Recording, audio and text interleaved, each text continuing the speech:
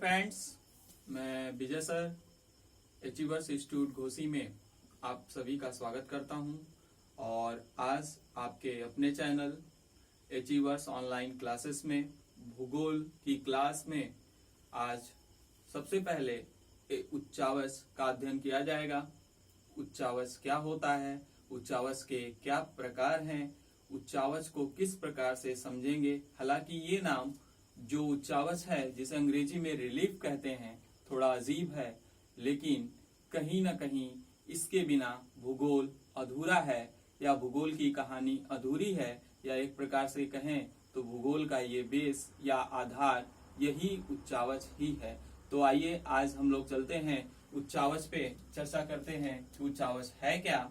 उच्चावच ठीक है, तो देखा जाए उच्चावच क्या है।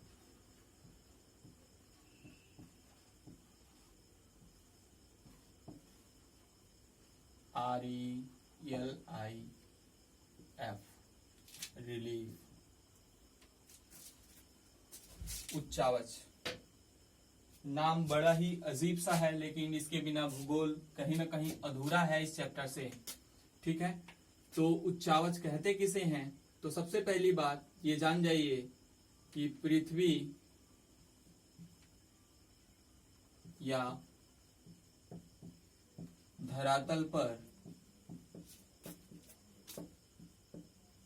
पाए जाने वाली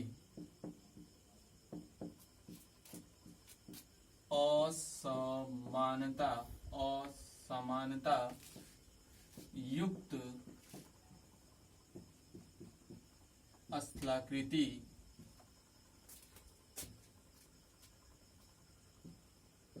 को उच्चावच कहते हैं। उच्चावच के बारे में हम लोग पढ़ रहे हैं। तो पृथ्वी या धरातल पर पाए जाने वाली असमानता युक्त स्थलाकृति को उच्चावच कहते हैं। असमानता युक्त से तात्पर्य ये है कि उसमें किसी भी प्रकार की समानता न हो। एक शब्द में हम कह सकते हैं समानता न हो। क्या समानता न हो? रंग, रूप, प्रतिरूप, आकार, संरचना या खनिज संगठन के साथ साथ यहां तक कह सकते हैं, यहां तक कि उसके नाम में समानता न हो। वो क्या कहलाएगी या क्या कहलाएगा? उच्चावच कहलाएगा। क्या कहलाएगा? उच्चावच। ठीक, अब एग्जाम्पल के तौर पर जैसे महासागर, महाद्वीप,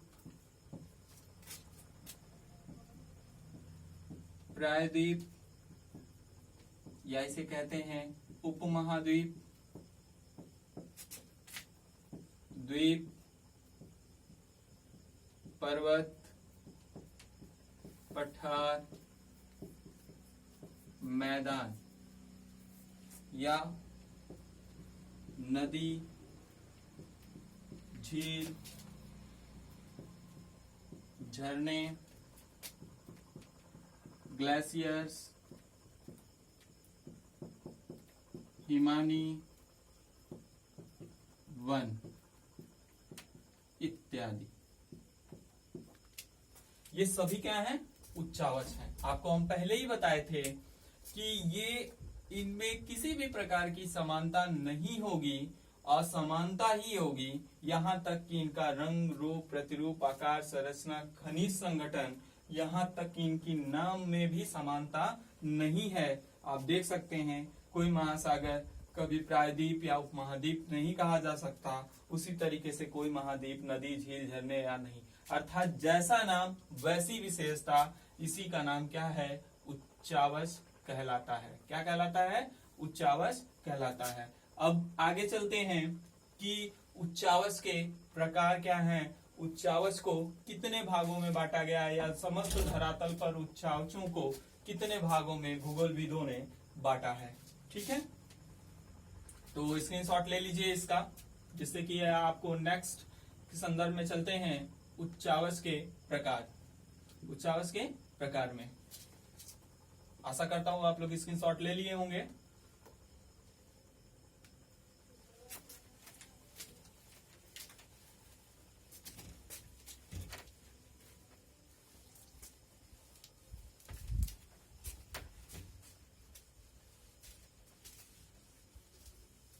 अब चला जाए उच्चावच के प्रकार में।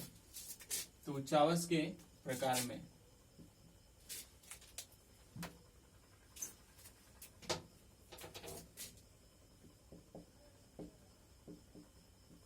टाइप्स ऑफ रिलीफ,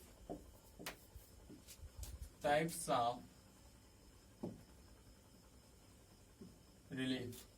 तो भूगोलविदों ने इसे समझने के लिए 3 भागों में बांट दिया है। कितने भागों में? 3 भागों में।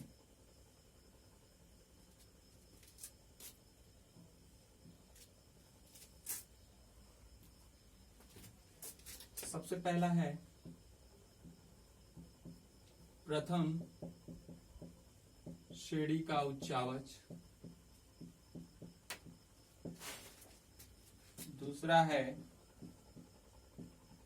द्वितीय श्रेणी का उच्चावच,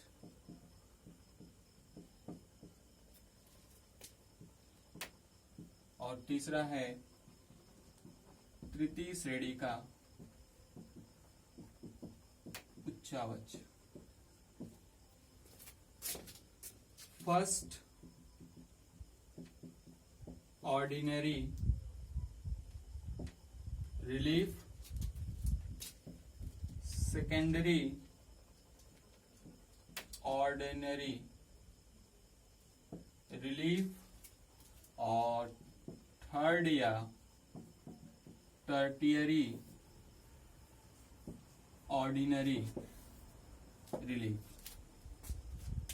अब प्रश्न आता है, ये क्यों मैं पढ़ा रहा हूं? क्योंकि प्रश्न कभी कभी आ जाता है कि महासागर किस श्रेणी का उच्चावच है, महाद्वीप किस श्रेणी का उच्चावच है, नदी किस श्रेणी की उच्चावच है। तो इसके संदर्भ में एक प्रश्न इसका बनना लाजमी है।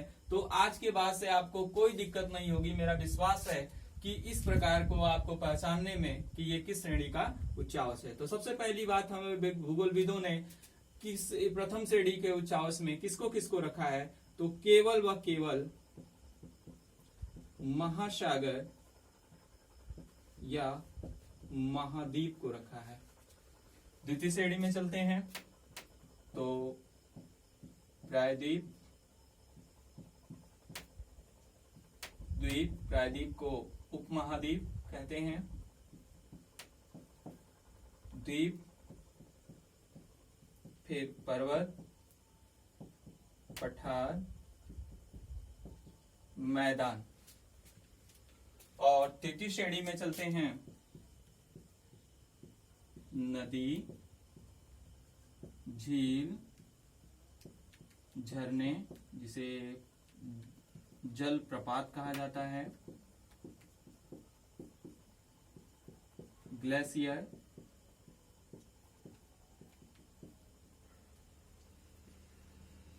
और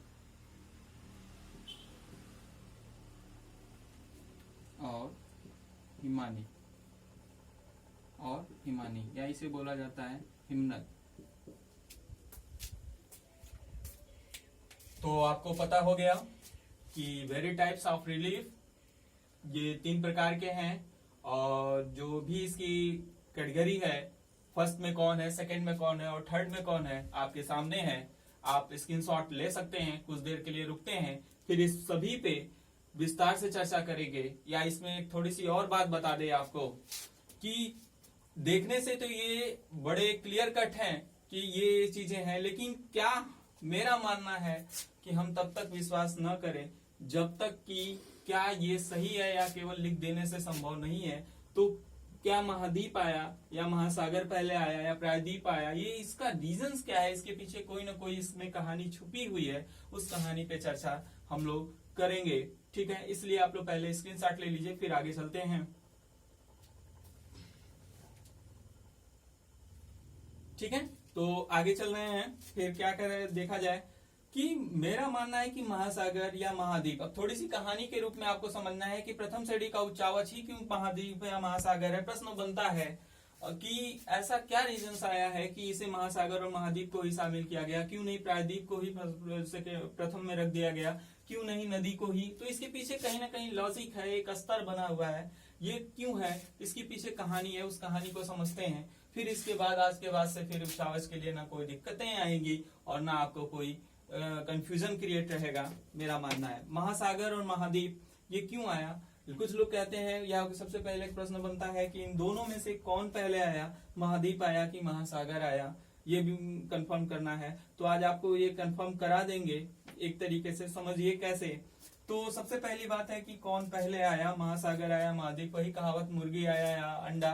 तो आज सबसे पहली बात ये करते हैं। तो इसके पीछे की कहानी को समझने के लिए थोड़ा और बैक जाना होगा पृथ्वी की उत्पत्ति के संदर्भ में।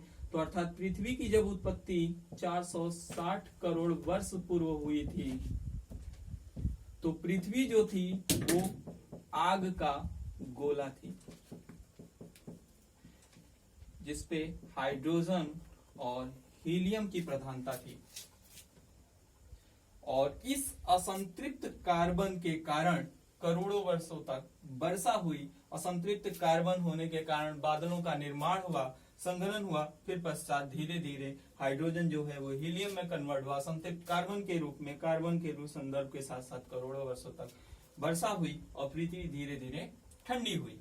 ठीक, तो सबसे पहली बात ये देखते हैं कि महासागर पहले आया या महाद्वीप पहले आया। तो अगर हम माने तो 460 करोड़ वर्ष पूर्व में जो कहीं ना कहीं स्थिति थी आग के गोला के रूप में या गर्म अवस्था में या पिघली हुई अवस्था में, तो इससे तात्पर्य क्या है। तो आज हमें समझने के लिए एक एग्जाम्पल लेना पड़ेगा, एक जलती हुई मोमबत्ती को।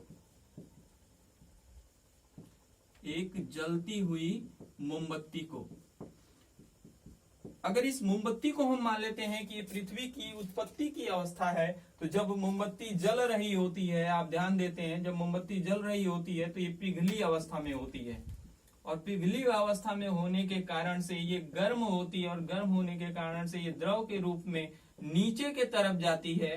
तो अगर ये पिघला हुआ भाग है द्रव के रूप में, तो कहीं ना कहीं वो भाग सीधे सीधे क्या होगा, महासागर होगा।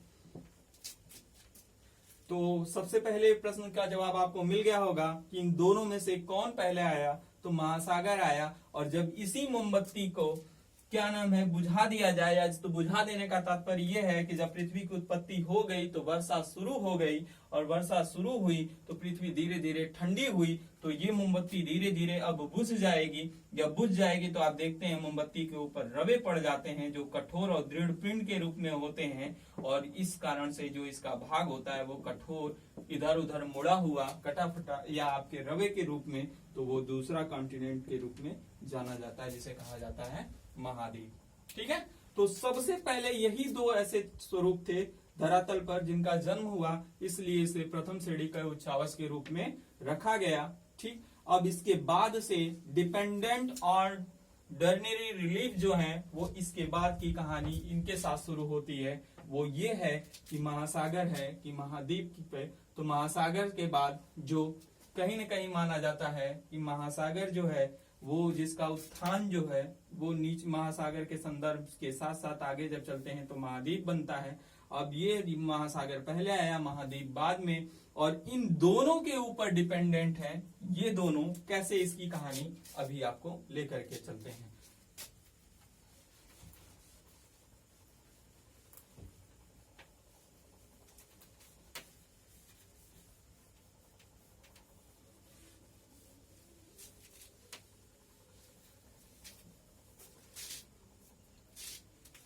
अब ध्यान देना ये है कि अब किसी भी जो भी महासागर है, महासागरों का उत्थान जब भी होता है तो वो क्या बनता है, पर्वत बनता है। क्या बनता है, पर्वत। इसलिए जो हिमालय है उसका नाम क्या है? पहले सागर माथा। आप जानते हैं कि हिमालय जो था उसके ठीक नीचे पहले कोई न कोई एक सागर था जिसका नाम था तिथिस सागर, और जब इसका उत्थान हुआ तो वो क्या बन गया?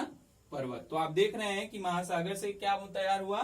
पर्वत हुआ। और किसी पर्वत के बाद यानी पर्वत के बाद जब कोई उच्चावच का कटाव होता है या अपर्दन होता है या अपक्षय होता है तो उसके परिणाम स्वरूप कौन बनता है? पठार। फिर इसका अपर्दन होगा तो फिर कौन बनेगा? मैदान। तो ये पर्वत, पठार और मैदान इस हिस्से के भाग हैं। और पर्वतों से क्या निकलती हैं? तो नदियां, और उसके बाद से या झरने,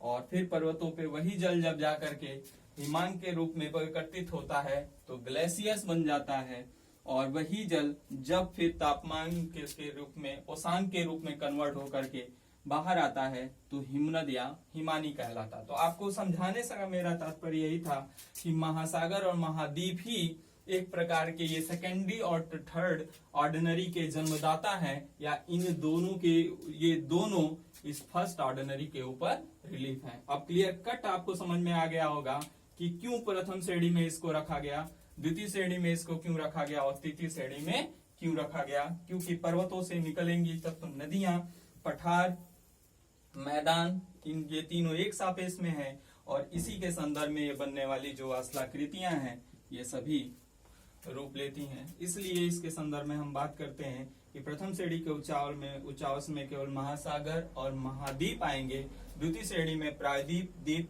पर्वत, पठार या मैदान आएगा, और तृतीय श्रेणी में नदी, झील, झरने, ग्लेशियर्स और हिमानी आएगा। ठीक है, कुछ देर के लिए रुकते हैं, आप स्क्रीनशॉट अच्छे से ले लीजिए। ठीक है, फिर आपको विस्तार से बताते हैं कि महासागर क्या होता है, महाद्वीप क्या होता है, प्रायद्वीप या द्वीप या पर्वत, पठार, मैदान क्या होता है, किसे कहते हैं।